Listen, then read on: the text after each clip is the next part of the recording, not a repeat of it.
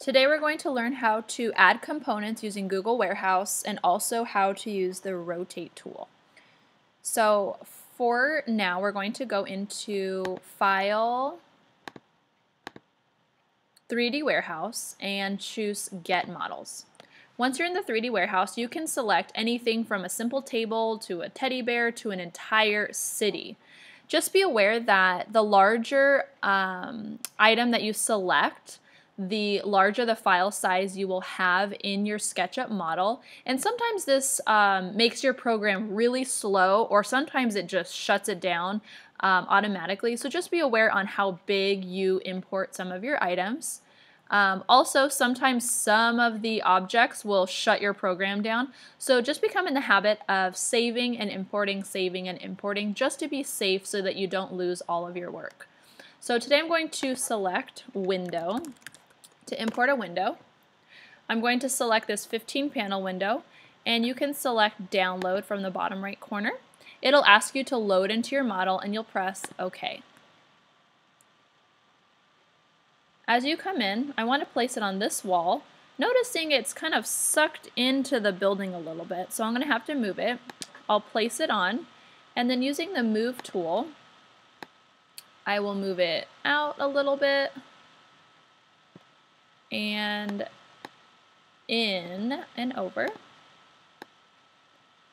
to be on the surface. I can also press Option or Alt to copy a window over.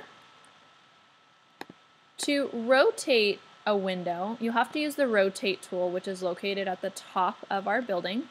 I'm going to copy another window, so I'm going to use the Move tool and the Alt Option key to move it over. And I'll move it over on the side of the house. Now to use the Rotate tool, it's easier if you're closer or zoomed into your object. And the Rotate tool requires 3 clicks. So I'm going to select the Rotate tool. Notice that the protractor is changing in color as I'm hovering over different sides. Sometimes it's black, sometimes it's blue, red, or green. When you're using the Rotate tool, you only want to place your protractor if it's a color of green, red, or blue. If it's black, it's going to rotate your object at a weird angle, and you don't want to do that. If I want to spin the window, which I want to do, I'm going to select the blue protractor. So I'm going to find a flat surface on my window where the protractor turns blue. If I wanted to flip the window upside down, I would choose a red protractor or a green protractor, and that will flip it upside down. So I'm going to spin the window. So what I'm going to do first is find the blue protractor. It's blue. So I'm going to do a single click, 1 click, to place the protractor. I then move my mouse out. I'm not holding down my mouse. I just clicked and released. I'm going to move my mouse out just past the protractor along a green or red axis. Once I'm a little bit past the protractor, I'm going to click and release the mouse one more time. And then I'm going to move the mouse. I'm not holding down the mouse, I'm just moving. And once I find the green axis, that means that the window did a 90-degree angle. So notice that it kind of clicks in, it finds the green axis. The program lets me know I'm on the green axis, and once I find that 90-degree angle, I'll go ahead and click a 3rd time and click and release. And now I've placed my window. I can then take the Move tool and move it side to side, in and out if I want. And that's how to use the Rotate tool.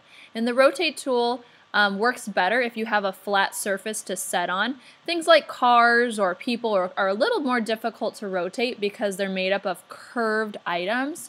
So trying to find a flat surface is the easiest.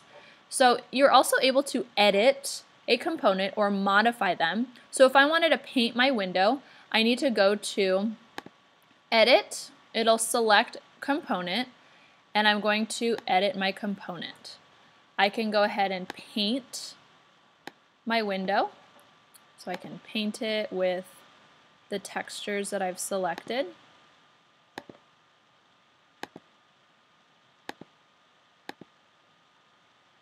It should paint.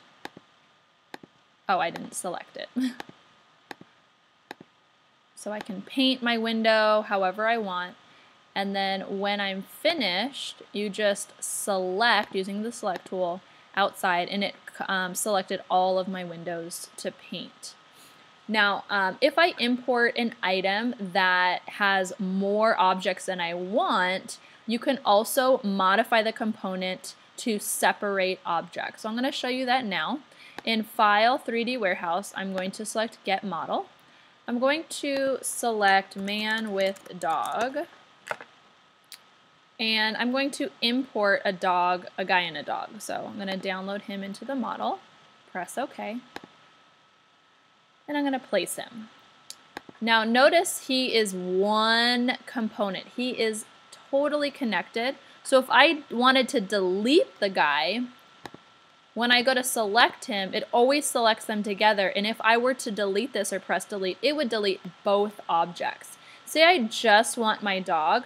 You can do what's called exploding your component by going to Edit, Component, Explode.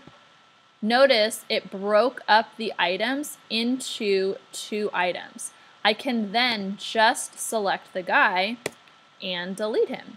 You can explode items more than once, so I can go in Edit, Component, Explode, and explode it even into more units. So I can select just the leash part and delete just the leash so that I'm left just with the dog and I got rid of the guy. So you're able to modify the components using the explode option if you would like.